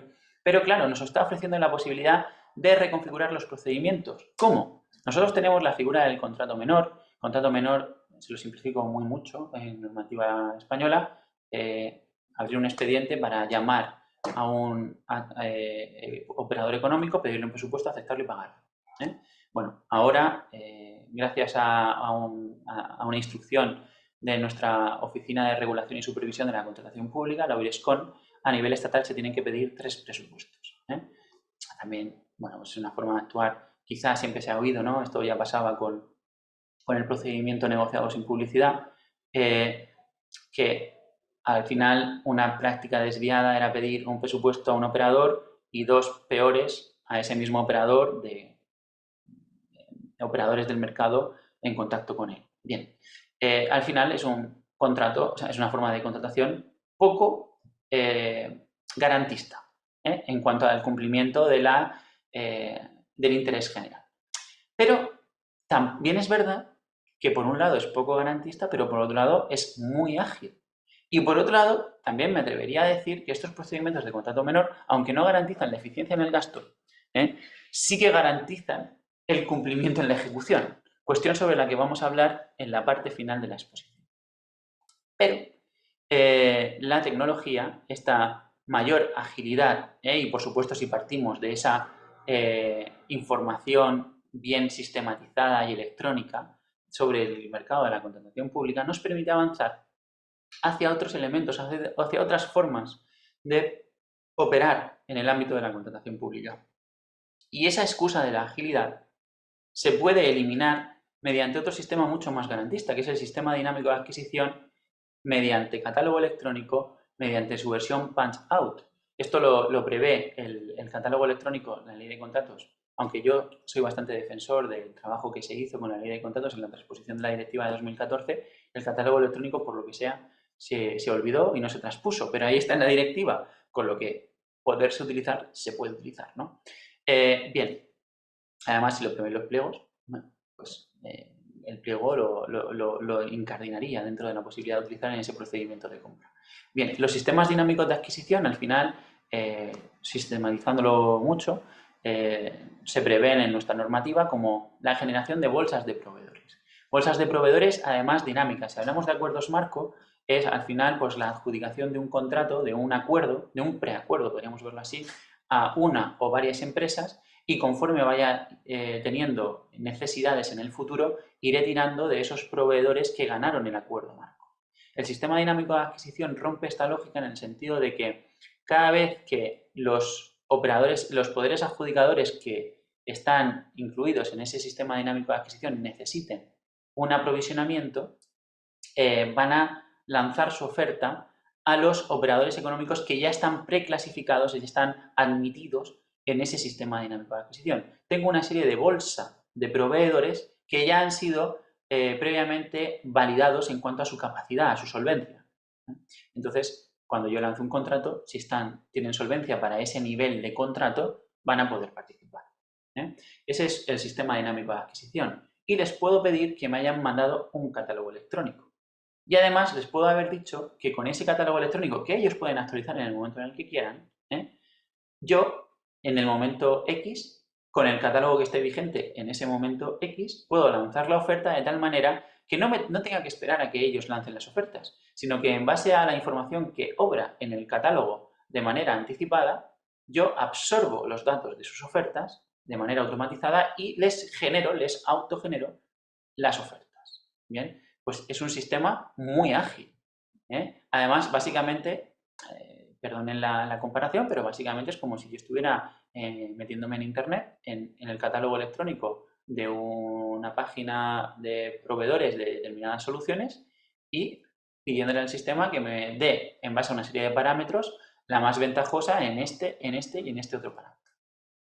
Y lo está sacando de manera automatizada. Claro, aventaja el contrato menor en agilidad y porque no tengo ni siquiera que contactar con ellos, ya está la información precargada en el sistema y no tengo que buscarlo, no tengo que calentarme la cabeza en buscar a los operadores económicos que me van a poder proveer de esos servicios, de esos suministros o de esas obras, sino que ellos ya han venido a mí, como lo he publicado con carácter previo, claro, pues ya se han habilitado ellos en el sistema a iniciativa propia, con lo que proveedores que yo en principio no tendría por qué conocer, que estaban interesados, ni siquiera que existían, ya se han clasificado, se han habilitado ellos en el sistema. Así dicho, vamos, una vez puesto en marcha, es mucho más eficiente, mucho más transparente. Pero claro, tiene una serie de cargas de trabajo previas. Necesito diseñar ese sistema dinámico de adquisición, en primer lugar, poniéndome de acuerdo con otros poderes adjudicadores para compartir los gastos de mantenimiento de ese sistema y que sea rentable, que lo vayamos a utilizar de manera recurrente. Y por otro lado, tengo que tener claro más o menos cuál es el volumen que yo voy a necesitar de un determinado producto para no crear falsas expectativas, para no hacer que se habiliten los operadores económicos en sistemas que luego no voy a utilizar. Volvemos a esa planificación, a esa carga de la planificación de la que hablábamos anteriormente. Bien, pues estas posibilidades nos las está facilitando la tecnología, pero nuevamente tenemos esas mayores cargas de trabajo, cosas que, digamos, en la preparación de los contratos menores pues no serían necesarias. Por otro lado, tenemos que también tener en cuenta, y esta es una de los problemas que hemos detectado en España, y es que con estos elementos tecnológicos, con estas nuevas formas de procedimiento, las administraciones han tendido en masa a los acuerdos marco y no a los sistemas dinámicos de adquisición, cuando es lo cierto que el acuerdo marco está pensado para ámbitos en los que hay una estructura de la oferta bastante oligopolista, donde la administración como demandante de bienes, servicios, obras se está enfrentando a una estructura oligopolista. Y con esa centralización de compra lo que se pretende es agrupar las curvas de demanda de varias administraciones de tal manera que su poder negociador conjunto, ganando economías de escala, se enfrente a esa estructura de la oferta poco competitiva. Pero claro, a cambio de eso, si es un sistema, si es un mercado competitivo y no oligopolista, lo que estoy haciendo es cerrando la oferta durante el tiempo que dure el acuerdo marco al resto de operadores que no hayan accedido al acuerdo marco. Eso no sucede con el sistema dinámico de adquisición. Y de hecho, tampoco se produce una centralización de la compra en sí, sino del procedimiento de compra. porque luego los poderes adjudicadores van a ser perfectamente autónomos a la hora de configurar las ofertas que lanzan en el interior del sistema dinámico de adquisición. Por tanto, con carácter general, desde mi punto de vista, lo más adecuado para aprovechar estas ventajas es el sistema dinámico de adquisición, no el acuerdo marco, que el acuerdo marco puede servir perfectamente para sectores donde la competencia del sector puede estar en entredicho, ¿no? Y donde mi capacidad negociadora no va a ser tal para hacer frente a la de los oferentes del mismo, véase grandes obras públicas, suministro energético, etc. Bien. Bueno, y quiero terminar esta presentación haciendo hincapié en que estos nuevos procedimientos de compra, facilitados por las nuevas lógicas y las nuevas funcionalidades e instrumentos, herramientas que nos va a permitir la tecnología, nos va a conducir a superar procedimientos de compra más ágiles y no transparentes por otros igualmente ágiles y transparentes. De hecho, en España hemos eliminado, gracias a esta nueva ley, desde mi punto de vista ha sido una mejora fundamental, el procedimiento negociado sin publicidad por razón de la cuantía. Lo hemos eliminado, teníamos umbrales altos y lo hemos eliminado a favor de los procedimientos abiertos simplificado y simplificado sumario. Pues bueno, igual que decíamos, oiga, el contrato menor se puede sustituir por estos sistemas dinámicos de adquisición. El legislador ya ha establecido estos contratos negociados sin publicidad que se hacían por razón de la cuantía, los vamos a hacer ahora mediante un procedimiento abierto, simplificado o simplificado sumario que simplifica, valga el nombre, los requisitos burocráticos de un procedimiento abierto al uso.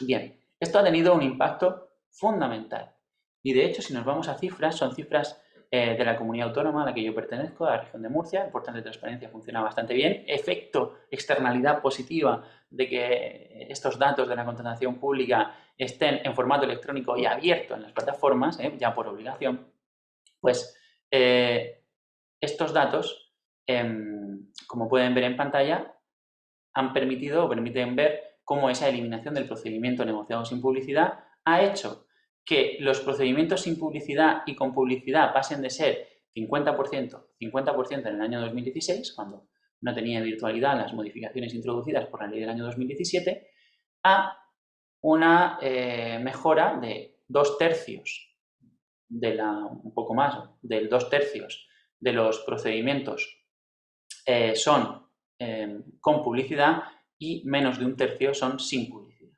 Bueno, digamos, esto a priori es una mejora y yo así lo veo. Es decir, estamos caminando hacia que los procedimientos de compra, por lo general, sean procedimientos de compra con publicidad. Y además, estos procedimientos de compra, como han dicho determinados organismos, como la CNMV, producen una bajada en los precios de adquisición. No es verdad que el precio no tiene que ser el elemento fundamental, sino la calidad-precio. Pero partiendo de ese punto de vista, esta competición entre empresas derivada de la publicidad va a ser que esa calidad-precio mejore, ¿no? A priori, y así lo establecen las ratios de los organismos públicos que han evaluado estas circunstancias. Bien, pues en ese sentido hemos ganado eficiencia. Sin embargo, ¿cuál es la pega que se está sacando a esta mayor apertura de los procedimientos de compra? Pues fíjense,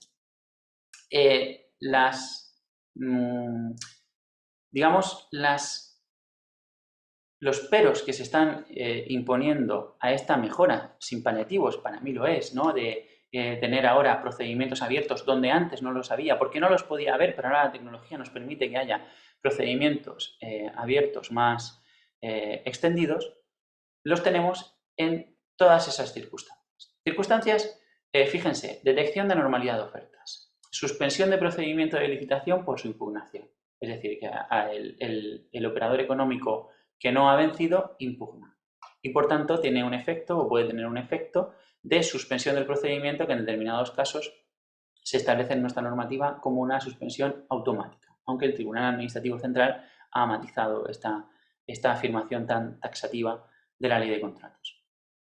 Y el hecho de que a estas licitaciones están concurriendo operadores económicos que no, digamos, se han introducido por primera vez en este mercado de la contratación pública, están ganando licitaciones que antes no sabían ni que se habían publicado, pero luego no se han adecuado bien a la idiosincrasia de las administraciones públicas. Claro, aquí tenemos que, digamos, ser solidarios con los responsables de contratación de los distintos poderes adjudicadores y decir, claro, aquí lo que está sucediendo es que nos estamos encontrando con problemas, aunque ese catálogo de inserto en un sistema dinámico de adquisición o ese procedimiento abierto simplificado a priori nos garantiza la agilidad de los procedimientos previos que puede sustituir y que no eran electrónicos o se daban de una manera no electrónica, no evitan que debido a esta concurrencia surjan problemas que antes no surgían. Claro, problemas de ahora tengo que llevar a cabo un procedimiento de detección de ofertas anormalmente bajas con las cuitas jurídicas que ello implica, sobre si mi oferta debe ser aceptada o no, a pesar de que cruce el umbral de la presunción de la normalidad. De que de manera estratégica, un licitador que no ha sido adjudicatario en esta licitación, pero que sí lo había sido en la anterior, impugne sin ningún tipo de viso de ganar la adjudicación para suspender el procedimiento y alargar la prestación de su contrato 3-4 meses más. Bien. O que, digamos, durante la ejecución del contrato, ese licitador al que yo llamaba de manera sistemática y que me lo hacía bien, ahora me ha ganado por precio o por lo que sea en ese procedimiento abierto otro licitador y no está tan acostumbrado, no se adecua a mi forma de pensar y no cumple con lo que tiene que cumplir. Y por tanto mi servicio al ciudadano se ve repercutido. ¿Qué podemos hacer ante estas circunstancias? Bueno, estas circunstancias son nuevos retos que nos plantea el nuevo escenario que nos lleva a la tecnología. No me quiero centrar o detener, porque podríamos disertar largo sobre las soluciones de cada uno de estos problemas, pero los tienen. Soluciones a estos problemas las hay y son soluciones jurídicas a estos tres primeros. Entonces tendremos que plantearnos qué hacemos, cómo evitamos que si de manera estratégica un operador económico, debido a esta mayor competencia que ya estaba prestando el servicio, trata de suspender el procedimiento y nos encontramos con que nuestro servicio, que debía prestarse de manera interrumpida, ahora está en riesgo, que ese contrato de seguro para los niños de una guardería, ahora la renovación del contrato se ve en entredicho por esa suspensión y nos lleva a una situación de apuro, bien, por supuesto, van a ser problemas, entre comillas, derivados de esa mayor transparencia, de esa mayor concurrencia. Pero, y algunas de ellas ya tienen una serie de respuestas por parte de nuestra ley que quizá deberían completarse, ¿no? Para decir, bueno, tenemos que ser flexibles en estos ámbitos o darles unas respuestas más contundentes a los poderes adjudicadores para responder ante esta situación. Y bueno, pues estas circunstancias son circunstancias que están viviendo nuestros poderes adjudicadores por culpa de esta mayor transparencia y publicación de los procedimientos con su mayor concurrencia derivada, pero que no deben convertirse en un factor que nos haga decir hemos evolucionado. No, por supuesto que se ha evolucionado. Lo que pasa es que fruto de esta evolución tenemos problemas que antes no existían y se tendrán que atacar. Bien, y el último de ellos, pues bueno, las mayores dudas, claro, yo tengo que hacer un pliego donde antes no lo tenía que hacer. Y donde no tenía que hacer antes una planificación, la tengo que hacer. Donde antes no tenía que incluir cláusulas sociales y medioambientales, ahora las tengo que incluir. Bueno, pues este último punto, ¿no? Esta última problemática se podría solucionar con base a esa profesionalización basada en sistemas a la que me he referido anteriormente con todas sus necesidades y consecuencias. Bien, ya llegando a las conclusiones, debo decirles que a la hora de regular el procedimiento de compra pública, no debemos olvidar que nos encontramos ante una realidad preexistente, que la tecnología no hace que desaparezcan los derechos del interesado, el concepto de acto de procedimiento, sino precisamente la tecnología tiene que ser para incrementar la eficiencia de la administración, del funcionamiento de su funcionamiento, con una premisa básica y esencial: que las garantías del administrado sean las mismas que en papel o mayores.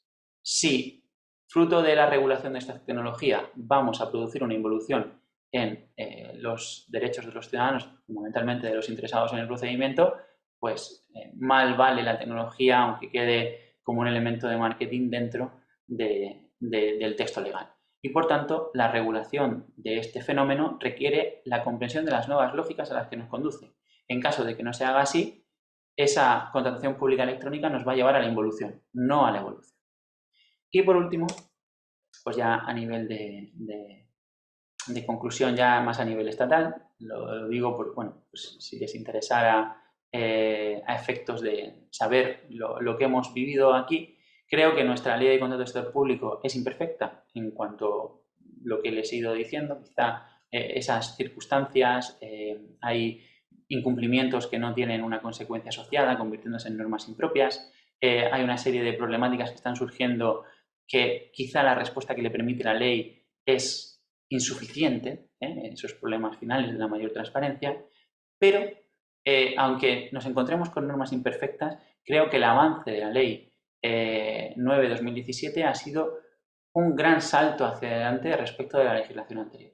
Y la eliminación del procedimiento negociado sin publicidad gracias a la tecnología, por razón de la cuantía, ha sido un elemento muy beneficioso para nuestro país. Y precisamente este éxito, esta mayor exigencia a los poderes adjudicadores puede hacer que estas normas mueran de éxito. Ejemplo de ello lo tenemos en el Real Decreto Ley 3/2020, que por especial urgencia y necesidad, fíjense, por especial urgencia y necesidad mediante Real Decreto Ley, es decir, emanado en primer lugar del Ejecutivo, se eliminó por esa especial urgencia y necesidad un precepto de la ley que a mí me parecía muy interesante, y era que en base a esta mayor capacidad de las tecnologías de conocer a posibles proveedores en contratos menores, decía que en una anualidad, superados los 15.000 euros de bienes y servicios o 40.000 euros de obras por parte de un proveedor, se tenía que elegir a otro proveedor. Había como una especie de criterio de rotación en los contratos menores. Bien, eso se eliminó mediante Real Decreto Ley, diciendo que causaba una serie de problemas técnicos muy fuertes para los poderes adjudicadores. Pues, sinceramente pienso que esa norma ha sido una involución respecto a la ley de contratos en su texto original, y una involución que se debe precisamente a no comprender las nuevas lógicas a las que nos lleva la tecnología. Por tanto, efectivamente, nuestro texto es perfectible, pero es mucho mejor de lo que teníamos y, bueno, muchas veces dices, se puede mejorar, pero quizá cuando se abra esa etapa de las reformas, no sé si por ese éxito que ha tenido, pues como veíamos en el cuadro, ¿no?, respecto de la mayor transparencia de los procedimientos, pueda llevar a que determinados sectores tengan la motivación de volver a lógicas pasadas. Y nada, con esto termino. Muchísimas gracias por su atención y quedo a su disposición para lo que necesiten. Ahí tienen mi correo de contacto. Pues muchísimas gracias.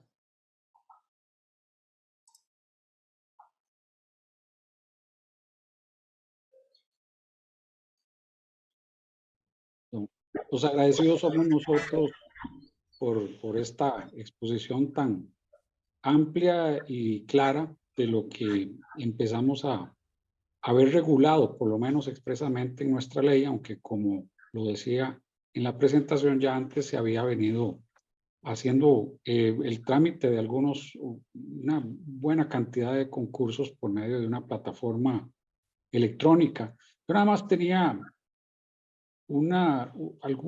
quería comentar un tema que a mí me ha venido llamando la atención, y no solo en materia de contratación pública, que quizás donde el problema va a aflorar más rápidamente por esta decisión del legislador en nuestro país, y es las eventuales dificultades que pueda llegar a tenerse en el control de legalidad, sea en tribunales administrativos, sea por el juez contencioso administrativo, por el trámite dentro de plataformas electrónicas y la eventual dificultad de tener, digamos, claridad en cuanto a la conformación del expediente administrativo, el acceso al expediente administrativo, porque por lo menos en el caso de nuestras plataformas no hay tanta facilidad como para generar un documento como el tradicional expediente administrativo que conocemos.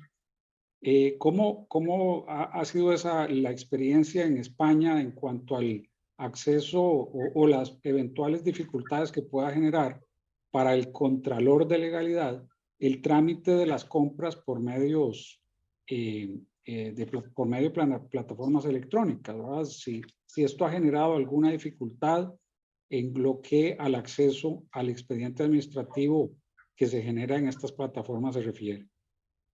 Bien, a ver, en el caso de la plataforma de contrato del sector público, que es la estatal, depende de una dirección general del Ministerio de Hacienda y, bueno, pues digamos que es ella la encargada de recibir esa información en primera instancia, digamos, gestionando una plataforma que es utilizada en última instancia por el operador económico, por el poder adjudicador correspondiente. En ese sentido, veo positivo el hecho de que tenemos un segundo ente público al que poder dirigirnos para pedirle la información. Y de hecho, cuando se han hecho consultas por parte de interesados a estas, digamos, a la información que maneja como intermediario tecnológico en el uso de esta plataforma, la dirección sí ha contestado. Es decir, le ha dicho, necesito el certificado o el resguardo de tal trámite ante la plataforma.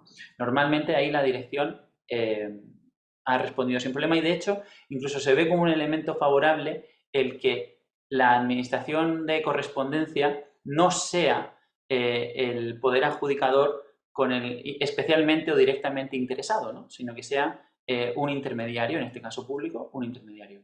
Eso en cuanto a una parte de la información que se puede conseguir por parte del gestor de la plataforma.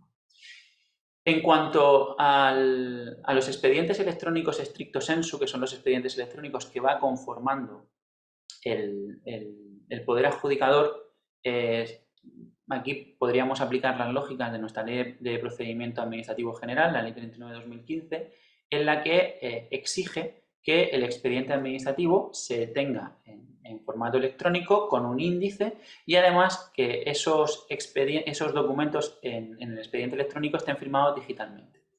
La firma digital, que es una firma electrónica basada en un proveedor de confianza, aunque no generadas con un dispositivo seguro de firma, no son cualificadas, son firmas avanzadas, pero basadas en esos generadores de firma de confianza, lo que te van a garantizar es la trazabilidad del contenido del documento, es decir, que no se ha modificado, la fecha de creación del documento y el autor del documento.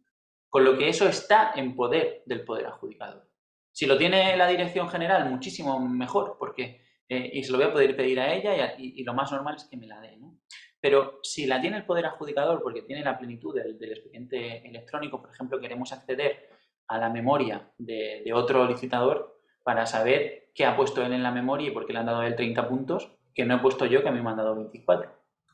Entonces, ese documento obra en el expediente del poder adjudicador, tiene que estar en formato digital de manera obligatoria, tiene que tener un índice electrónico de tal manera que, si bien la firma me garantiza la integridad del documento, el índice firmado electrónicamente, a su vez, me garantiza la integridad del expediente en su conjunto. Esa arquitectura está bien conformada como garantía al ciudadano y, de hecho, creo que en este sentido se ha dado un paso en adelante respecto de la situación previa analógica. Porque, claro, antes teníamos sellado la primera página y las 200 siguientes se podía modificar. Ahora es inmodificable con certificado electrónico. La plataforma, para mandar un documento, de hecho, el cifrado se hace también mediante certificado electrónico, con lo que tengo más garantías de que nadie ha accedido a las proposiciones hasta la finalización del plazo de presentación de ofertas. En ese sentido, creo que la tecnología ha ido más allá. ¿Dónde tenemos el problema? El problema lo estamos teniendo en la aplicación, porque en la aplicación del derecho, aquí tendríamos dos artículos en lista, lo voy a decir de memoria, perdón si fallo, que sería el 53 1A de la Ley 39/2015, que es el derecho del ciudadano a acceder al expediente administrativo, y por otro lado el 133 de la Ley de Contratos, que habla sobre qué elementos de las ofertas son confidenciales y cuáles no son confidenciales. Se supone que el operador económico, cuando hace su oferta, tiene que decir qué parte de su oferta es confidencial. Y ahí la administración tiene que actuar como juez en primera instancia a la hora de decidir si efectivamente eso debe ser confidencial por dar información de valor económico sobre el know-how interno de la organización o no. Claro, yo entiendo que esa aplicación de qué es y qué no es confidencial debe ser restrictiva en cuanto a la apreciación de lo que es confidencial, porque yo necesito basarme en la fiscalización de la discrecionalidad de la administración, precisamente en criterios subjetivos, comparando la oferta del licitador A con la mía. Y no voy a tener muchos más posibilidades de fiscalizar esa discrecionalidad si no es accediendo a la documentación.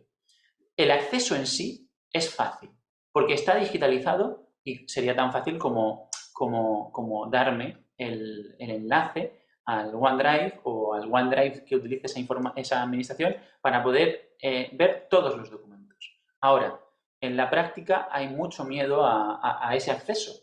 Hay mucho miedo y bastante generosidad a la hora de apreciar qué es un elemento confidencial de la oferta.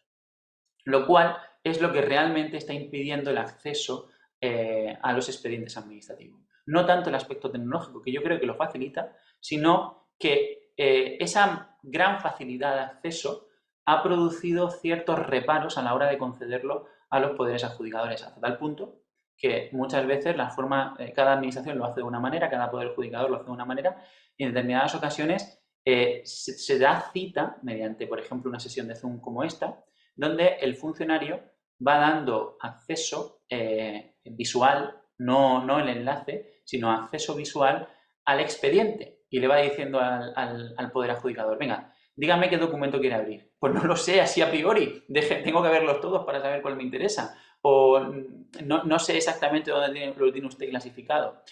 Yo creo que nos estamos encontrando, y muy buena la pregunta porque es un aspecto bastante interesante y complejo en cuanto a su regulación, porque claro, es muy casuístico, ¿no? En cada circunstancia nos vamos a encontrar una serie de circunstancias que pueden ser confidenciales, protección de datos es lo de menos, porque estamos hablando normalmente de empresas. Y además, aunque fueran personas físicas, yo creo que aquí aplicaría ese interés legítimo de acceder al expediente administrativo porque me toca a mí directamente, es decir, tengo un interés en liza en ese procedimiento administrativo, ¿no? Pero esa confidencialidad del artículo 133, de hecho, la lógica de la ley es partir de la no confidencialidad, ¿eh? Y solamente tender a la confidencialidad cuando así lo diga el operador económico y lo acepte el poder adjudicador. Entonces, bueno, no sé si respondo, Aldo, a tu pregunta. Sí, sí, claro.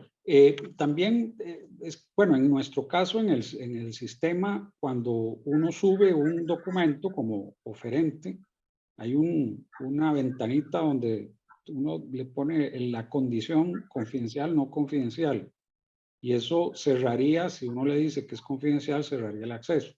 Por ahí ya se han dado las dificultades que a veces se abusa de esa calificación con documentos que no deberían ser confidenciales y que se afectan con lo que decías, la evaluación. Bueno, si yo no tengo acceso a los documentos que permitieron atribuirle determinado puntaje a una oferta, pues ¿cómo podría yo como competidor cuestionar el acto adjudicador?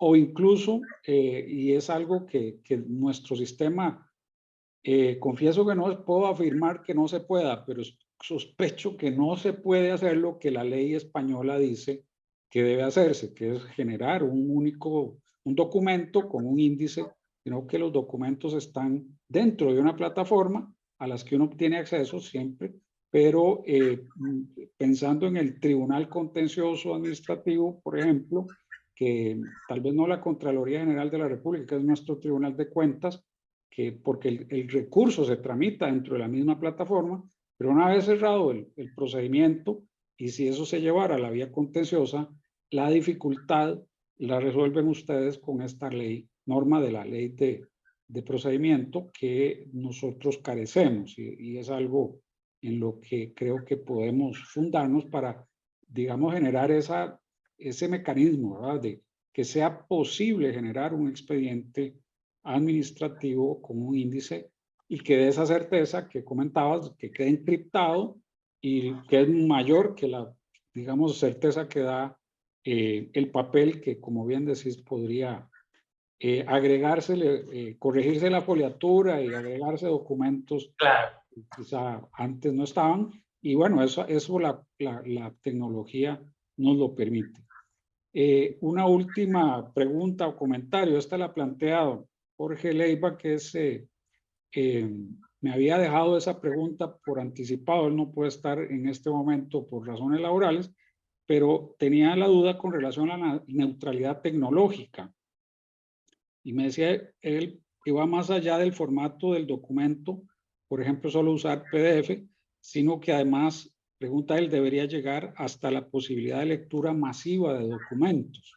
Creo que algo comentaste en el curso de la exposición de lo que significa en realidad la neutralidad tecnológica, que normalmente viene acompañada a las leyes que, como la costarricense y española, dan el paso hacia el trámite electrónico de las compras.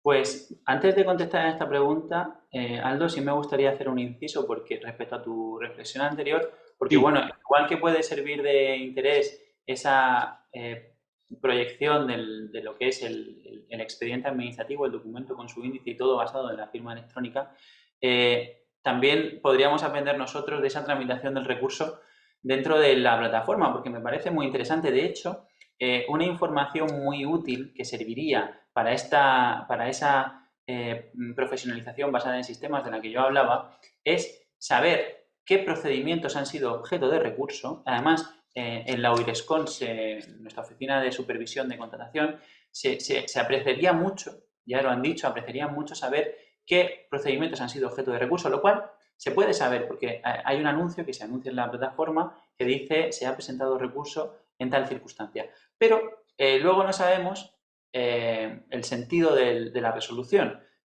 No es fácil saber por qué se ha anulado un pliego, por qué se ha anulado una adjudicación. Bueno, si no se ha anulado, pues se puede intuir, ¿no? Pero es difícil de sistematizar. En cambio, esa tramitación a través de la plataforma me parece muy interesante porque esta información tan útil, vamos, en tema he comentado el problema que se ha generado en cuanto a la evaluación de las ofertas anormalmente bajas, el tener sistematizada la información derivada de los tribunales administrativos sería súper útil para los operadores de los poderes adjudicadores que están preparando un pliego. Así que en ese sentido también tenemos ahí nosotros un elemento de benchmarking que miraremos en la legislación costarricense. Y ya deteniéndome en el ámbito de la pregunta de la neutralidad tecnológica, claro, el problema que hemos tenido nosotros en ese sistema policéntrico de X plataformas autonómicas, no recuerdo ahora mismo el número, si se meten ustedes en plataforma de contrato del sector público, abajo aparecen las comunidades autónomas que están integradas dentro de la plataforma estatal y las que no.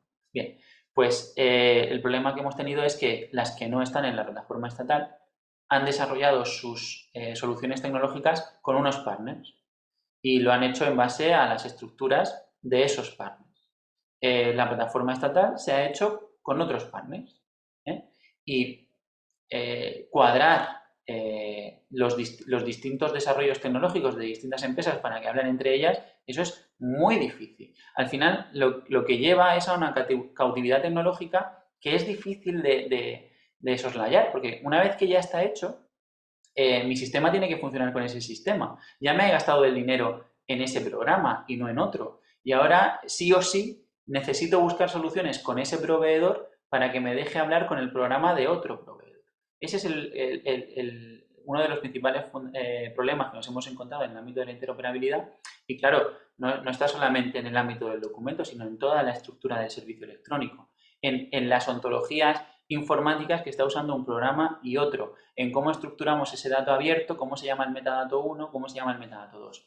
Nuestra respuesta a esa neutralidad tecnológica, es decir, yo le respeto a usted su autonomía como administración territorial, pero al mismo tiempo usted tiene que ser neutralmente tecnológico en el sentido de que tiene que ser susceptible, independientemente de la tecnología por la que haya optado, para interoperar con las demás plataformas, fundamentalmente para enviar ese anuncio de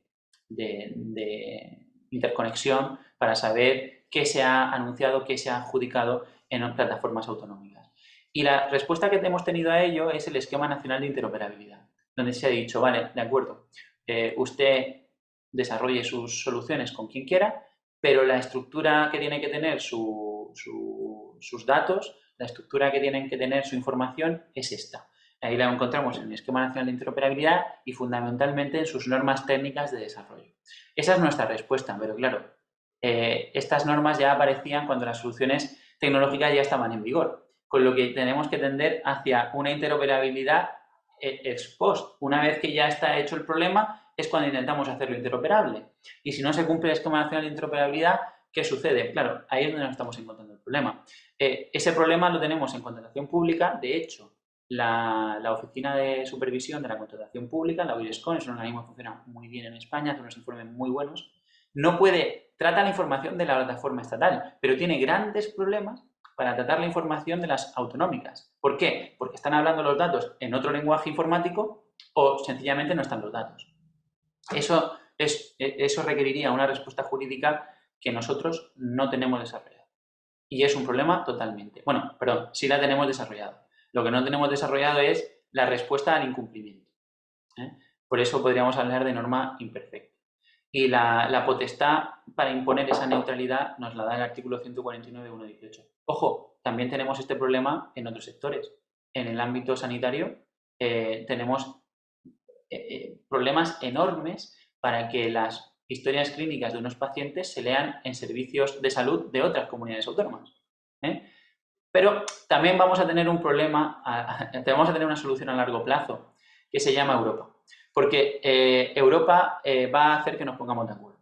¿En qué sentido? Va a hacer que estos esquemas de interoperabilidad se cumplan sí o sí. Porque en el ámbito de contratación pública, además es una iniciativa muy interesante, el Espacio Europeo de Datos sobre Contratación Pública, pueden buscar la comunicación, es una iniciativa muy interesante, va a hacer que cada uno tenga su sistema electrónico que quiera, pero que tengan que poder compartir información de manera automatizada todas las plataformas.